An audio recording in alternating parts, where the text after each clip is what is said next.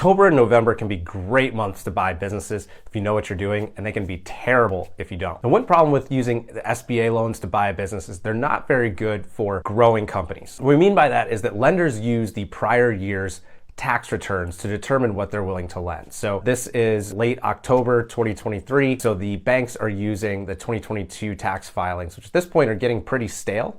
And if a business is growing 20-30% per year, then the actual earnings power of the business is much higher than what the bank will actually finance. So just to give you a real world example, there's one business we're looking at where their tax returns show that they made about $380,000 in cash flow in the prior year, but they are on pace to hit $1 million, and we're almost through the year. So we're pretty confident that they're going to do $1 million of cash flow profits in 2023. And the good news is that it looks like this is sustainable because this business provides services that are recurring.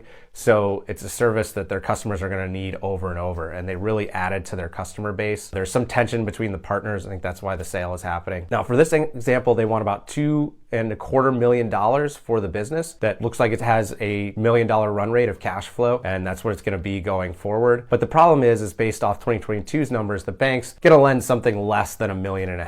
So we're not going to be able to finance this purchase. But the way around this is we're so late in the year. If you can get the seller to agree to close next year after the tax returns filed, it's a little bit of a waiting period, but you just have to make the seller understand that this deal is unbankable. So they either have to essentially do your deal or wait for a cash buyer. And if you can do that, if you can agree to the deal this year that's going to close next year, you can get a really good value. So in this one, I think we're going to pay $2.25 million for a business that next year probably would list somewhere between $3.5 and $4 million.